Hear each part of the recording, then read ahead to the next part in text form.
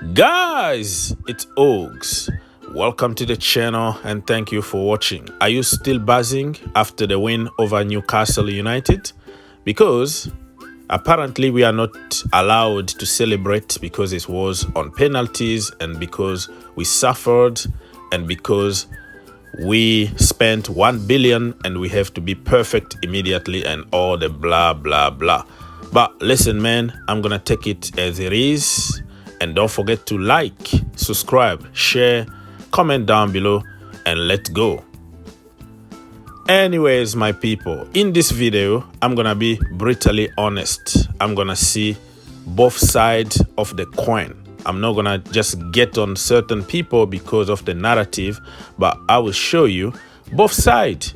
Yes, I understand that Mauricio Pochettino made a lot of mistakes by not using players in their natural positions and by leaving certain players on the bench that deserve to be on the pitch.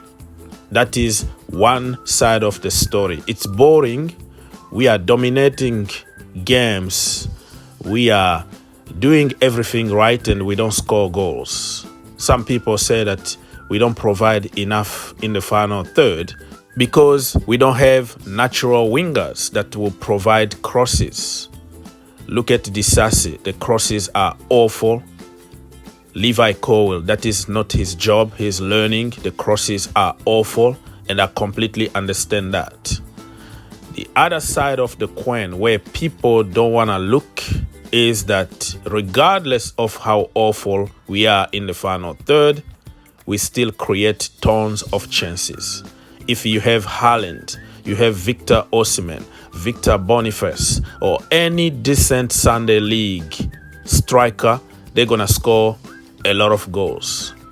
Raheem Sterling, Nicholas Jackson, Armando Broja, and even Cole Palmer. How many chances they missed against Newcastle United? Like clear chances.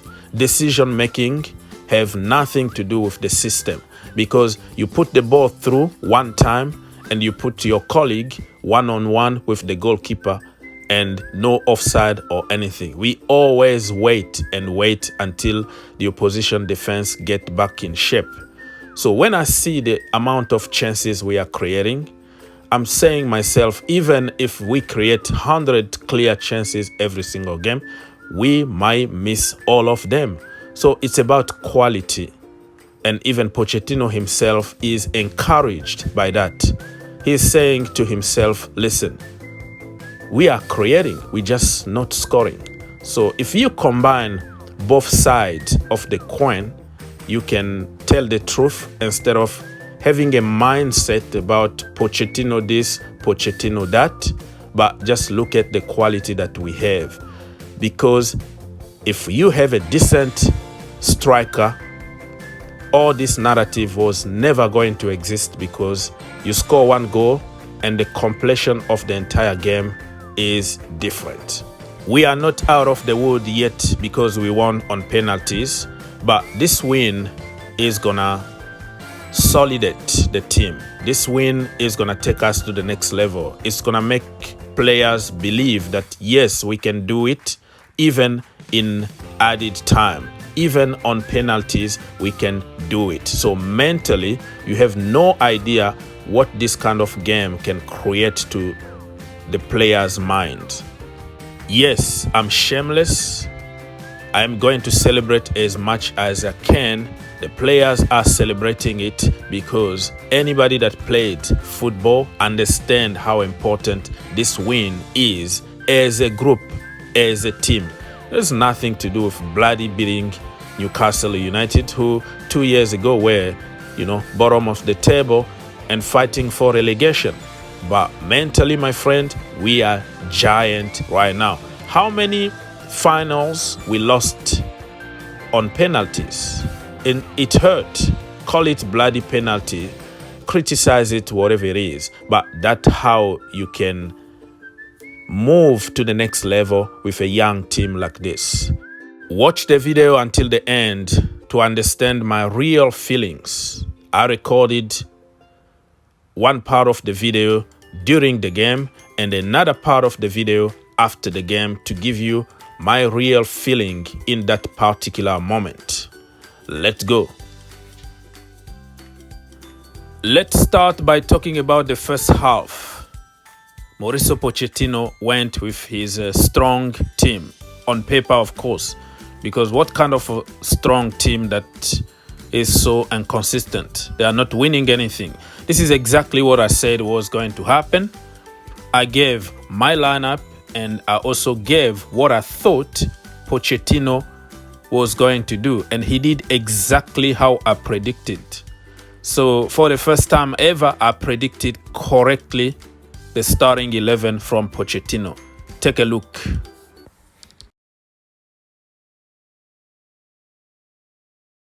But knowing Pochettino and how stubborn he is, he's gonna do his way. He's not gonna watch this video and make his decision based on my video. I think he's gonna go with Petrovic, Colwill, Badiashile, Thiago Silva, Disasi.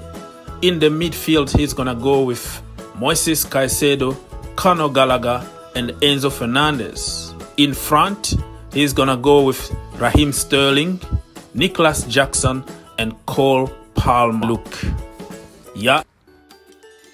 And I said that I wanted to see Jan Madsen given an opportunity, and I wanted Enzo Fernandez to be given a rest. Remember my video? I will leave the link at the end of this video so you can check fact. I'm not saying that because of what I said that Enzo got injured. That is just stupid to say, but I could tell that Enzo Fernandez is very, very tired at the moment and needed a little bit of rest. But Pochettino decided to go with the so-called quote-unquote strong 11. I also wanted to start with Armando Broja and then bring Jackson in the second half from the bench. But Pochettino is the boss. He's paid a lot of money to make decisions, and we have to accept whatever his decision is. The first half wasn't that bad for Chelsea Football Club. Let's be honest. We dominated as always, but we made one mistake and Callum Wilson took it. You don't do those kind of stuff around Callum Wilson. He's very clinical. Everybody knows about it. And I think the first attempt from them, they score a goal. And how the hell Wilson managed to score that goal 1 against 4 Chelsea players? It was a succession of mistakes from many, many levels. And I'm not really going to blame that much everything on Badiashile, but he could have just passed it to the goalkeeper to kick it long instead of, or even in case of urgency, you can just send it to corner, you know, and then you organize the defense again.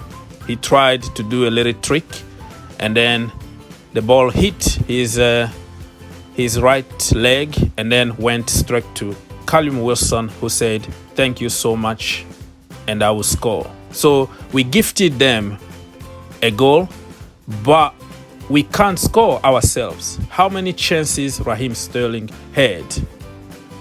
Oh my Lord, have mercy. Same old, same old. The final third is just like we have zero IQ. Raheem Sterling, Nicholas Jackson, and even Armando Broja. I know, right? The last chance of the first half, it was offside. But even offside, he missed it. You know what I mean? So he could have scored that goal and build some confidence inside him, because even if you score an offside goal, it always makes you believe that you can score. But anyways, we did the Chelsea thing in the first half, which is, you know, dominate the game and then not score. Conor Gallagher, oh my Lord.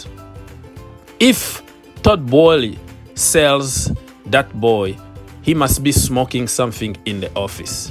Tackles, energy, determination, and he was unlucky to hit the the bar. Oh my Lord, what a strike that was, and what a goal that was going to be.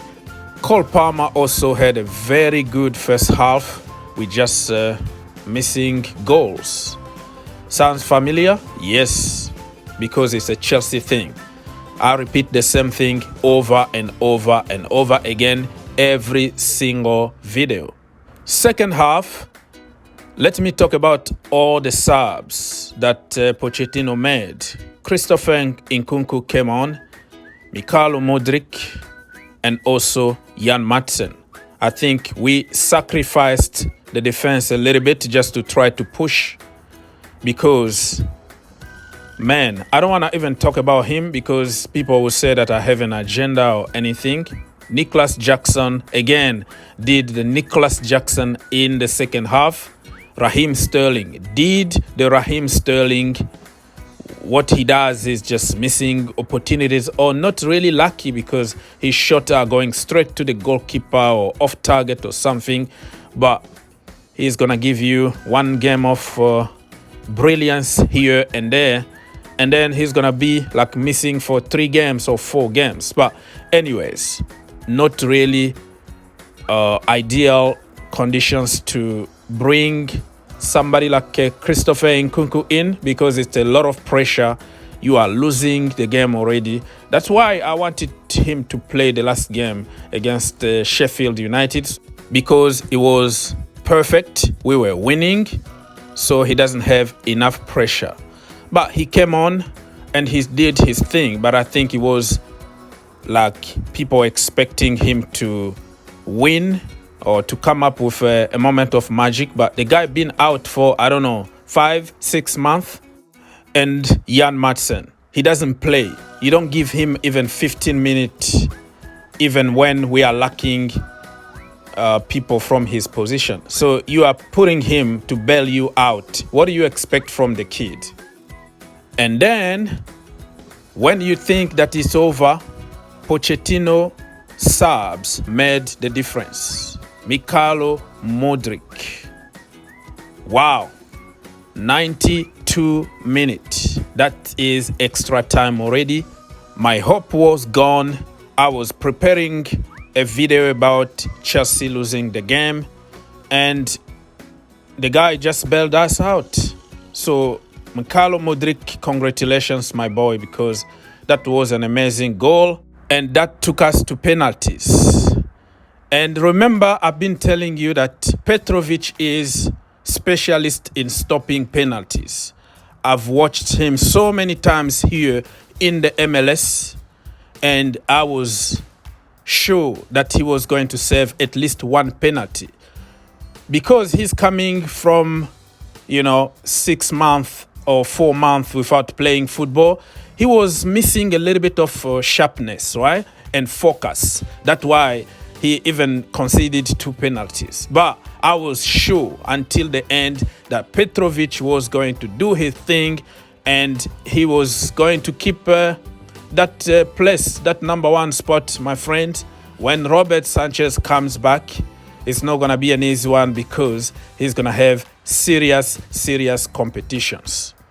We made it very, very hard for ourselves, but it all worked out to be very good at the end of the game. A very good goal from Mykhailo Mudryk, who, by the way, scored his penalty. And all our boys did very good. Nkunku, very, very good penalty. Everybody, Conor Gallagher. I was afraid if somebody missed the penalty, oh my gosh, that was going to be the end of the world.